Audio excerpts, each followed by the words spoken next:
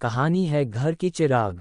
3 बज रहे थे, शाम। ऑफिस से बस लंच करके काम करने बैठा ही था मैं। मेरा फ़ोन रिंग किया, वाइफ का फ़ोन था। वाह, कितने टाइम बाद उसने इस वक्त फ़ोन किया। वैसे जब शादी हुई थी हमारी तो मैं उसे शुरुआत में रोज़ाना फ़ोन करके दिन भर का हाल पूछ लिया करता था। पर अब समय के साथ इतना व्यस्त हो गया अपने काम में कि रोज़ाना फ़ोन करना याद ही नहीं रहता। खैर, मैंने भारी आवाज़ में कहा, हेलो। हाँ सुनो। उसकी आवाज़ में बहुत घबराहट थी। क्या हुआ, बोलो। बहुत सहमी सी बोली कि शाम। हाँ, क्या शाम बोला, बोलोगी? मैंने थोड़ा गुस्से में कहा। शाम अब तक घर नहीं आया क्या? कितने बजे छुट्टी होनी थी उसकी? उसके स्कूल फ़ोन किया। स्कूल की छुट्टी 1 बजे हुई है और अब तक नहीं आया वो। स्कूल से तो निकल गया, मैंने फ़ोन करके पूछा था। तो उसके उस दोस्त का क्या नाम है यार, उसके घर फ़ोन किया? हाँ, वो तो आज स्कूल गया ही नहीं था। मुझे बहुत डर लग रहा है। सुनो, तुम उसके स्कूल जाकर एक बार पता करो। अरे बबीता, तुम डरो मत, फालतू मत सोचो, हो सकता है उसकी स्कूटी पंचर हो गई हो। मैं निकल रहा हूँ ऑफिस से, उसके स्कूल जाकर पता करता हूँ, हो सकता है रास्ते में मिल जाए। श्याम, मेरा लाडला, मेरा सब कुछ, मेरी और बबीता की दुनिया है श्याम। जब कभी बीमार पड़ जाता है ना वो, तो पूरा घर एक हो जाता है।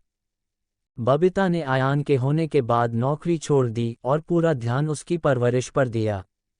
अच्छे स्कूल में पढ़ाई, क्रिकेट कोचिंग, डांस क्लास, पूरा दिन। अब बबीता का शाम के कामों में कैसे है उसे पता ही नहीं चलता।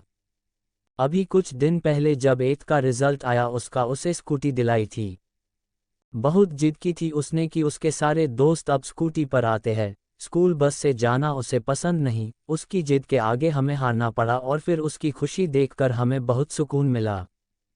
कहाँ हमारा बचपन पूरा साइकिल के लिए तरसा, पूरे घर में एक साइकिल थी। खैर, शाम रोजाना अब अपनी स्कूटी से ही स्कूल जाता है। कहीं जाना होता है बबीता को तो ले भी जाता है, सही है। अब बबीता मुझसे कम ही लड़ती है, सारे काम शाम के साथ जाके कर आती है। अरे साहब आप, भैया शाम है 9th C में, वो स्कूल में है क्या, घर नहीं पहुंचा अब तक? मैंने गार्ड से पूछा। साहब स्कूल में कोई भी नहीं है, हमने सारी क्लास चेक की है, सब जा चुके हैं। ओके, ये लड़का गया कहाँ फिर? उसके एक दोस्त के घर गया, उसने कहा कि अंकल वो तो तुरंत निकल गया था, अपनी स्कूटी से पहुंचा नहीं। इतने में मेरा फ़ोन रिंग हुआ अननोन नंबर से। मैंने उठाया तो उन्होंने बोला कि आपका बेटा क्या? मैं बस इतना सुनकर ही सहम गया था, उनकी आवाज़ में कुछ था जो मुझे डरा गया। मैंने बोला, हाँ मेरा बेटा घर नहीं आया। आप कौन बोल रहे हो, कहाँ से बात कर रहे हो? एक साथ इतने सवाल मैंने पूछ लिए। उन्होंने कहा कि हम सरकारी अस्पताल से बात कर रहे हैं, आपके बेटे का एक्सीडेंट हो गया है तो उसे यहाँ लाया गया है, उसकी स्कूल की डायरी में आपका नंबर मिला है इसलिए आपको सूचित किया है। मेरे पैरों के नीचे से ज़मीन खिसक गई। मैंने अपनी गाड़ी अस्पताल की तरफ ली। इतना मैं अपनी ज़िंदगी में कभी नहीं डरा था। एक्सीडेंट कैसे हुआ, कितना भयानक हुआ होगा, वो तो बच्चा है यार। ये सब सोच में डरते हुए अस्पताल पहुंचा। मैं भागते हुए उस आदमी को फ़ोन करते हुए अंदर घुसा। उसने कहा कि पहली मंजिल पर उसे भर्ती कराया गया है। मैं वहां पहुंचा, पुलिस के कुछ अफसर भी वहां मौजूद थे। मैंने पूछा क्या हुआ, कैसे ये सब? उन्होंने कहा बहुत तेज चला रहा था स्कूटी, अपने ही स्कूल के लड़के के साथ रेस लगा रहा था। सामने अचानक से कोई सड़क पार करने के लिए निकला, अचानक इसने ब्रेक मारे और इससे स्कूटी संभली नहीं और डिवाइडर से टकरा कर नीचे गिर गया। सर में बहुत चोट आई है, अंदर बेहोश है, बहुत खून बह चुका है, डॉक्टर कोशिश कर रहे बचाने की उसे। पर कितने साल का है आपका श्याम?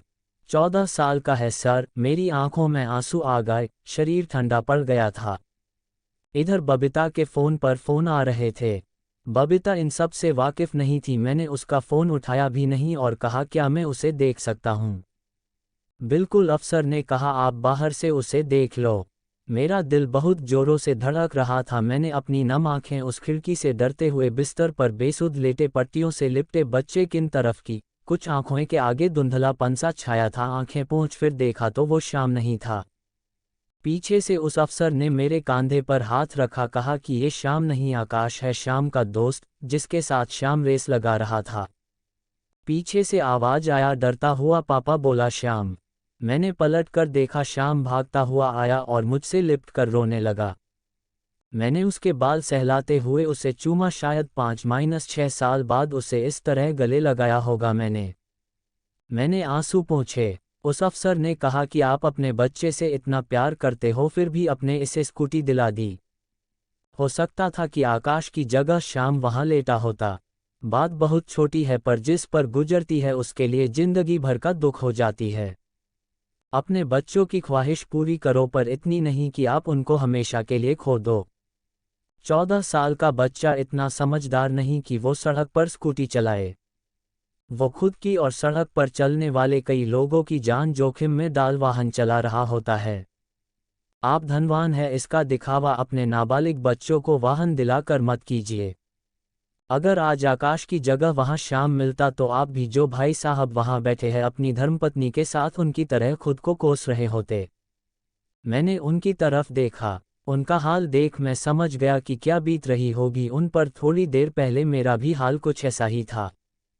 खैर, अब मैं समझ चुका था, उस अफसर ने मुझे जीवन भर का सबक दिया था कि हादसे यूं ही नहीं होते, कहीं ना कहीं हमारी लापरवाही ही इनकी वजह होती है। खैर, मैं शाम को लेकर घर पहुंचा।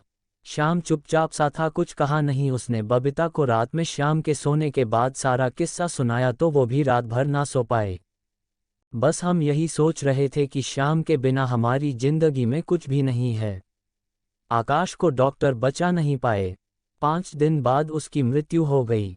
शाम उस शाम से सहमासा हो गया। अब वो स्कूटी पर बैठने में भी डरने लगा था। क्यों ना डरे, उसने अपने दोस्त को जो खोया था। बस इतनी सी है ये कहानी कि अपने बच्चों से प्यार करो, पर उनकी ख्वाहिशें पूरी भी करो, पर थोड़ा संभल कर, कहीं आप अपने बच्चों की जिद में उन्हें खो ना दें। शुक्रिया। स्टोरी घर का चिराग पसंद आई तो शेयर करें। अपनी राय कमेंट में बताएं।